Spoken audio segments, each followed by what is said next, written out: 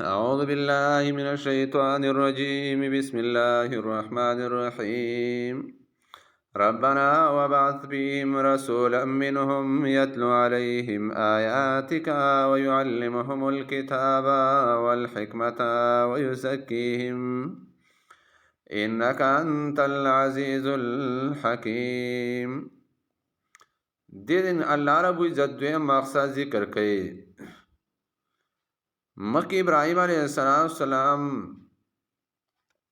د مرکز بنیاد او تادوی دا کې کوس او دعاګانې دا کوي چې یا الله وسداد امن والا خار دا وګرځي. د دوی مقصد ذکر کوي چې یا الله دې کې اوس یو معلم یو استاد په کار دی یو مدرس په کار دی. نو یا الله یو مدرس راولېږي په دې کې چې دا آباد شي په دې باندې. ربنا اے رب زمنگا وبعث فیهم اورولی بدی کی رسولا یو پیغمبر لرا منهم د دې جنسنا یتلو علیهم کی الله رب عزت د مدرس کار ذکر کوي چې دې ډیوټي او ذمہواری څه ده. یتلو علیهم چلولی پدی باندې آیاتک آیاتنا استا ويعلمهم الكتاب او تعلیم ورکوي دیوتا د کتاب او الحکمت او د سنت قرآن او سنت به د مدرس او د استاد کاری.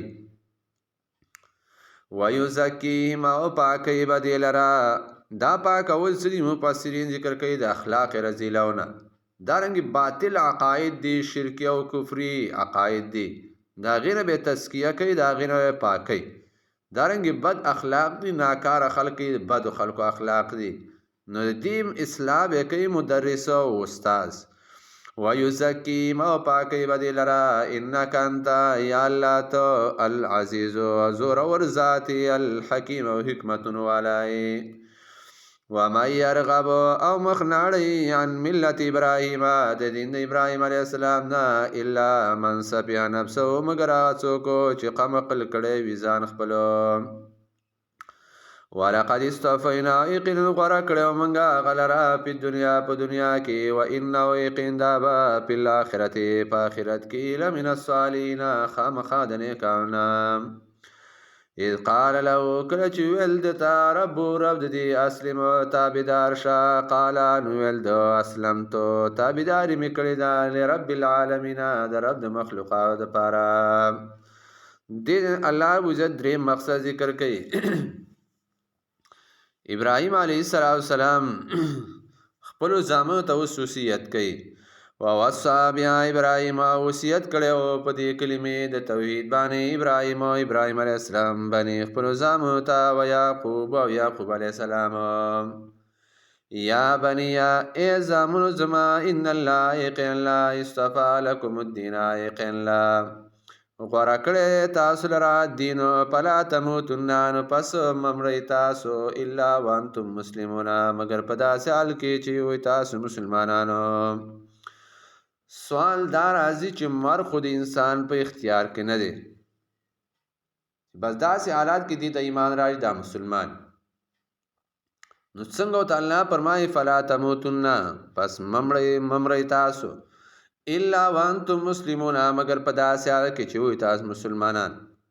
مفسرین ذکر کوي جواب دا دی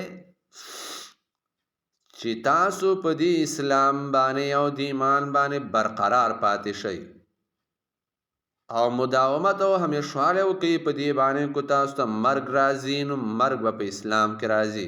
دا مطلب دی. ام کنتم شهداء یا وی تاسو حاضرو اذ حضر یعقوب الموت او کله چې حاضر شو یعقوب علیه السلام ته الموت مرګ اذ قال لبنی کله چې ویل خپلو زامنو ته ما تعبدون تاسو به څه عبادت کوئ من بعد رسو زمانه.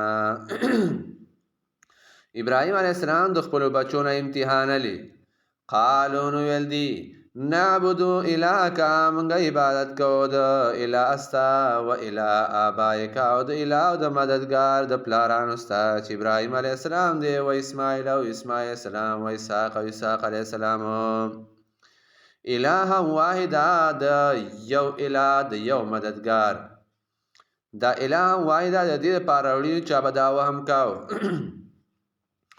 ابراهیم علیه السلام به ځان له اله، اسماعیل السلام به ځان له اله، اسحاق علیه السلام به ځان له اله، الهان به ډېري. الله رب العزت وروسته وایي چې اله واحده، اله یو دی، ټولو اله سره دا یو دی، د هغې عبادت کوو.